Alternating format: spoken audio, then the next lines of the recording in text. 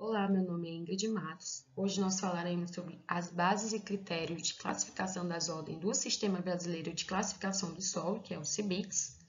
Ele é um sistema taxonômico, hierárquico, multicategórico e aberto. Ele tem a finalidade de classificar todos os solos do Brasil e ele possui 6 níveis categóricos de classificação, que é a ordem, subordem, grande grupo, subgrupo, família e série.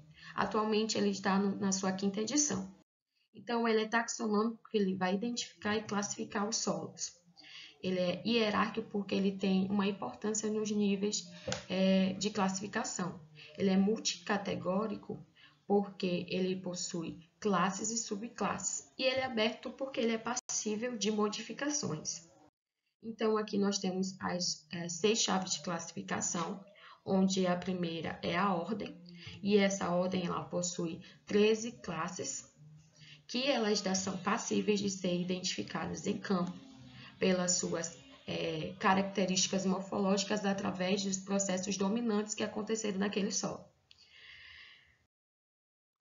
E aqui no primeiro nós temos os argissolos, que tem como base a evolução avançada com a atuação incompleta de processo de ferralitização. E o critério deles é o desenvolvimento e a expressão do horizonte diagnóstico B textural. E tem que estar vinculado à baixa atividade da fração argila ou à alta, desde que seja conjugada a saturação por bases baixas ou caráter alumínio. Nós podemos ver um exemplo desse argissolo, mas com alta atividade da fração argila, né? Os cambissolos é o agrupamento de solos com B textural incipiente. Ele tem como base a pedogênese pouco avançada e evidenciada, e como critério ele tem que ter o desenvolvimento do horizonte B incipiente em sequência a horizonte superficial, de qualquer natureza.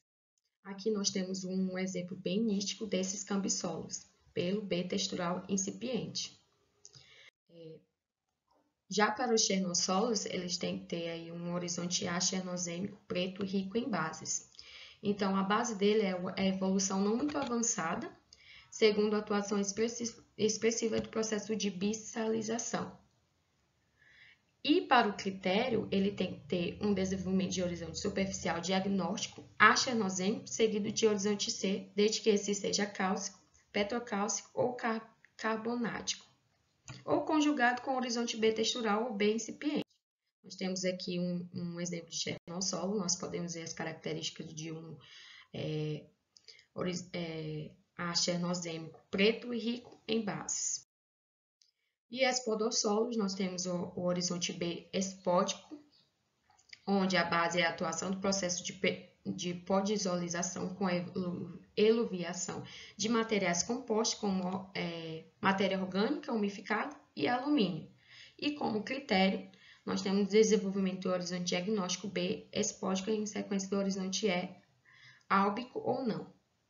Então, podemos ver aqui um espodossolo do horizonte B espódico, com base alumínico, e podemos ver também que ele tem cimentações nesses horizontes.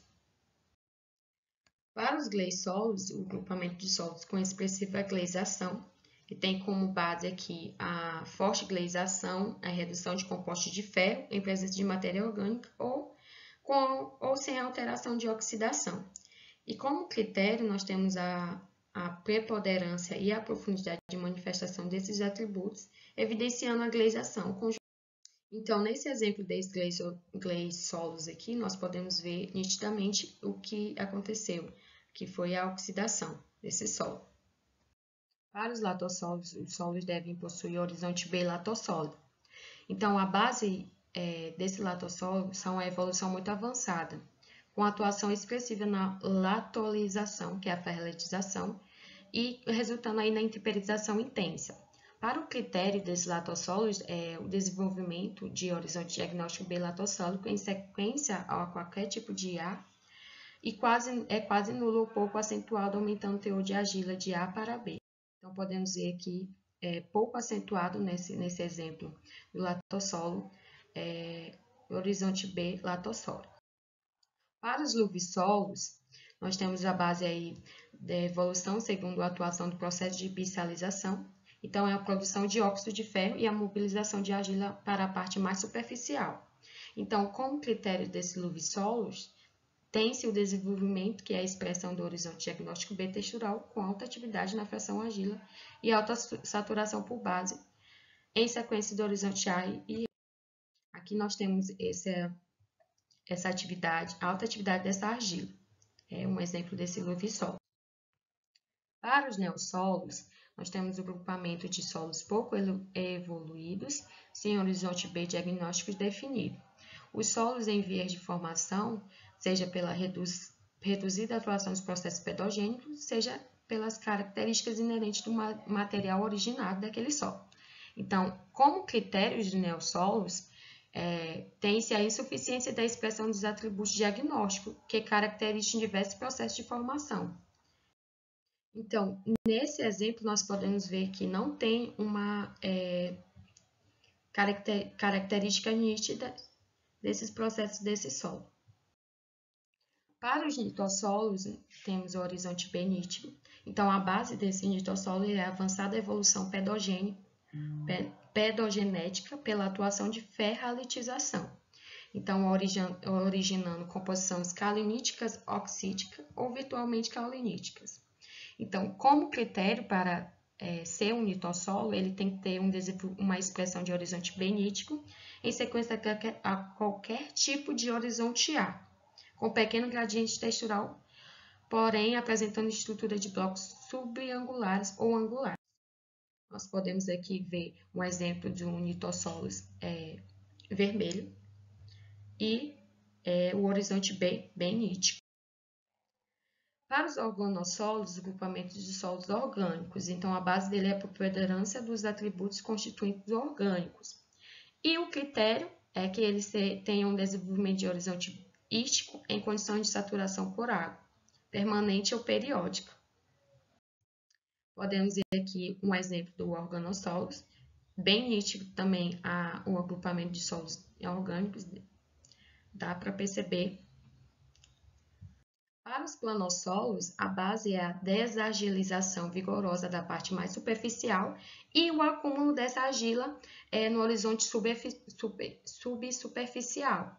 Então, como critério, tem-se a expressão de desargilização intensa evidenciada pela nítida diferenciação entre o horizonte B e os demais horizontes, que é o A ou E, com mudança textural abrupta, ou com transição abrupta conjugada com a situação de diferença de textura do horizonte A ou E para o B. Então, podemos ver aqui no exemplo essa diferenciação abrupta nesses horizontes. Para os plintossolos, que é o agrupamento de solos de expressiva plintização com ou sem formação de petoplintita. Então, a base aí é a segregação localizada do ferro, atuante como agente da cimentação, com capacidade de consolidação acentuada. E como critério para esse solo, temos a preponderância e profundidade de manifestação de atributos que evidenciam a formação da plintita. Podemos ver aqui um exemplo desses plintossolos. Para os vertissolos, temos o desenvolvimento restrito pela grande capacidade de movimentação do material constituído. Então, é um grupamento de solos com horizonte vértico. O critério é a expressão de profundidade e ocorrência dos atributos resultantes dos fenômenos de expansão e contração do material argiloso. Nós podemos ver bem nitidamente essa expansão e contração nesse solo como exemplo. E obrigada.